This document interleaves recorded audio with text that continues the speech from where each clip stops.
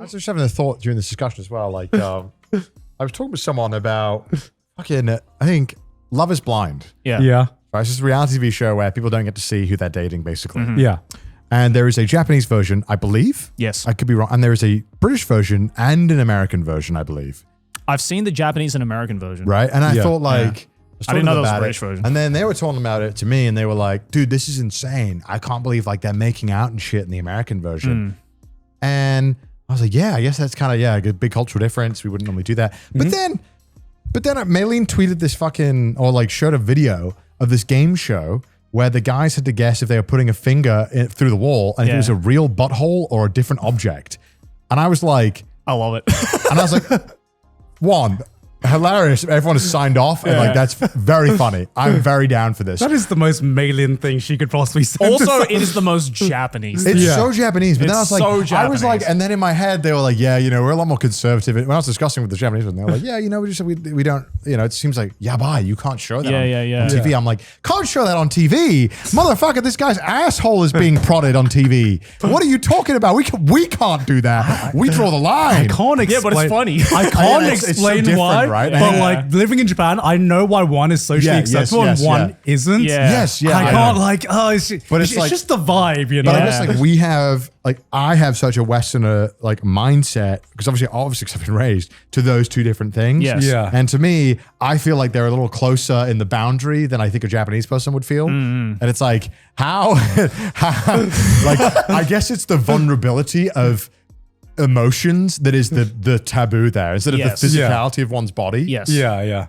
Whereas I feel like maybe we don't see that as much of a taboo in like kissing someone is not as much of a leap in terms of, it's just weird, right? Because like, I'm trying to like, it's so interesting trying to like have this discussion about media, different countries, and there are so many more facets to it than I think people are willing to think about. Yeah. Well, I think that's why right? in Japan, like there's more fucking sex shops in us on a single block than like mental health facilities, because it's like, because people are just more like, oh, okay, sexuality is like a thing that's just one will fix my mental health, and it's not the mental health. Oh, yeah. Nothing a good old tinker can't fix. Hey, one of them's helping me out, Joey. But yeah, no, I totally agree. It's like, you get, as much as Japanese people will be like, Japan and Japanese people are ultra conservative when it comes to taboo topics, they never fully disclose what those taboo topics actually are, because to some other countries, it's like, that's not taboo to you or that's taboo to you. Okay. That's a bit weird. Like I've like never seen a show where like it's just a bunch of people arguing like politics or some shit in Japan. Yeah. And like we have like question time in the UK where they'll have like some local people come up and just No, there are shows like that in Japan, but they play during like the day. Yeah, right. They're like never like, and with the UK style, I feel like it's a bit more common. You know what I mean? Like it's different. Yeah, it's never on prime time. Can I ask you, so anime tropes, in terms of character tropes, Yes. are the basis of those tropes based on kind of like Japanese personality types that you would find in real people? Obviously accentuated into like into anime form, but like I would say for the most part, yes, but obviously they are far more exaggerated in anime, hyper exaggerated in anime. But then there are some, I guess, archetypes where it's clearly born out of a fetish, where it's clearly born out of like, I wish people were like this, because this is the kind of person I am into. But because it's very hard to find, if not impossible to find in an actual Japanese person, I'm going to create a fictional version of it that fulfills that fetish of mine. And hopefully there is at least one other person watching this show who can relate. Because it's like, okay, I'm sure like, to some degree, we've all met a Japanese like girl who was like a little bit of a kudere or like a little bit of like a dere, right? Like those are a little bit more common. Obviously nothing as like, severe as like, an Asuka or a Rei exists right out there. But for the most part, there are, the human emotion is very complex and characteristics can be multifaceted, obviously. But like, then you get some other stereotype, like, archetypes like fucking, I don't know, like a kami dere or like a hime dere where it's like, no one is like this. Right? Yeah. There is not a Japanese woman out there who thinks that they're a fucking princess from like the 12th century Britain, right? Like that character does not exist. Yeah. So let's create a fictional version of it, fucking crank it up to an 11, and hopefully someone's gonna fuck with it. Yeah, there's like thinking about this, there's so many like tropes, character tropes where some of them I can like trace back to see, okay, I met a Japanese person like this. Characteristics are accentuated, comes an anime person. Yes. And then there are some where I'm like, damn, how did this get popularized? How did, like, for example, Yandere. not just like the Ada kind of like MILF character? Oh yeah, no, they don't exist. Yeah, I'm like, what was the patient zero of this character archetype? You know, how did this character archetype evolve? I'll tell you, the patient zero was probably some Japanese person who had a massive Oedipus complex and went like, well, fuck. No. I can't fuck my mom or my older sister. Yeah. But I'm kind of into it, so I'll just make it a fictional character and hopefully people fuck with it. But even like that voice type has become so synonymous with that kind of character archetype. I'm like, I've not heard a single Japanese person, no one sounds Japanese like woman this. speak like this. No, because they don't exist. How did this evolve? I'm just genuinely It's curious. a fetish. That's all it is. It started as a fetish and it's going to end as a fetish. There is not a single person, Japanese or not, who acts like this. Yeah. It's just not a thing. And that's why when you do meet someone who is like that, I mean, I've never met anyone who's like that, obviously. Yeah. I think more likely than not, someone's going to be like, okay, it's not quite the same in animation. You know, it's like when you fucking talk to those maids at the maid cafe. Yeah, right? Like, yeah. It's like, it works in anime because this is obviously a person who is voice acting and a character that doesn't exist, that has been exaggerated. Yeah. But when you get an actual real life person, no matter how fucking 10 out of 10 cute they are, it's going to be cringe. Yeah. Because it's clearly obvious that you are not this actual person. You are putting on an act. Yeah. And some people are into it. And again, it's because it's a fetish.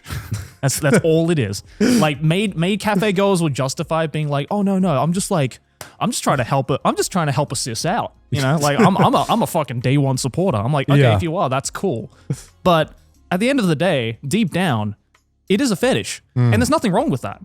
You can have a fetish on whatever it is, as long as it's not fucking abhorrently illegal, all right? Yeah. But like, you know, don't pretend like an actual person like this exists.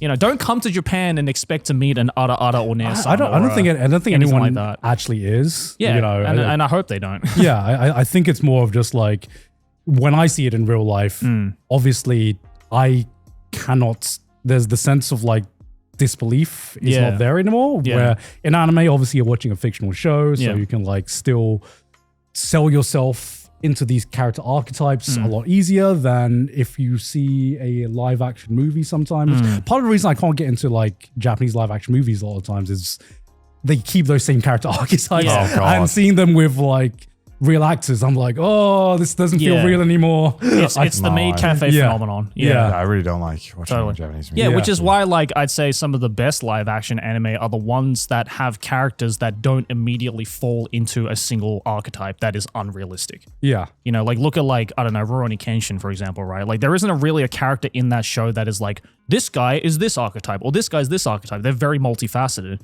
which works perfectly for a live action setting because humans are multifaceted, and it just makes it more believable, no matter what the setting is, you know? Whereas, like, I don't know, could you imagine, like, a fucking Suzumi or Haruhi live action? That shit would be so cringe. It would be incredibly cringe. But we don't even think about that when we actually watch the anime because we know it's a fictional character that has been hyper exaggerated, right? So it's interesting. It could work. The only reason it could work is if Kyon is just like, because the whole point of that show is Kyon is just like completely self-aware. Yeah. Like, yo, this shit cringe. Yeah. Yo. Actually, yeah, if they turned Haruhi into a live action, Kyon is the only character that people will be like, yeah, that's a real guy. Yeah, exactly. I do not want to watch that. I don't want to watch that. And I love Haruhi, but I don't want to watch it. Yeah, I don't want to watch that shit. But that's the problem, right? Is that like at the end of the day, turning an anime into a live action is a business, and you got to take the most popular shit, regardless of if it's grounded in reality or not. And sometimes you're gonna get some real fucking cringe shit. Gintama live action was good. Huh? Oh, the Gintama live action is amazing, but that's because even the director is taking the piss out of like these archetypes, right? Like, and I think that's how archetypes in live action anime should be treated. Yeah. You know, it's like it's not supposed to be real, so really exaggerate that side of it all in the storytelling, and then people are more likely to relate to it and just take it as just a light piece of fiction or a joke. Well, I think that's what the One Piece live action did really well. Yeah. Where obviously every character in One Piece, maybe not necessarily an archetype, but definitely a larger than life character. Yes. And it's so cartoony. Yeah. And they perfectly showed that cartoony side through live action, which is why so many people watched it and went, actually, I thought it was going to be cringe, but it turned out decent. Yeah. Yeah. They just gotta record them quick. Yes. Before they get older. Yeah, before they get older. Yeah. They just gotta keep filming. It's just, We're going to get to Water 7 and Luffy's going to be like 50. They ordered the season 3. yeah. Oh, really? I'm not Good, surprised. but I mean, Coming out in 2029 or some shit, probably. yeah. Yeah. I like Yeah. that. The Squid Game they did. They filmed season 2 and 3, but season 3 felt like season 2.5. Yeah. Yeah. I mean, it basically was. Yeah, but I think it's better. I still enjoyed all 3 seasons of Squid Game, though.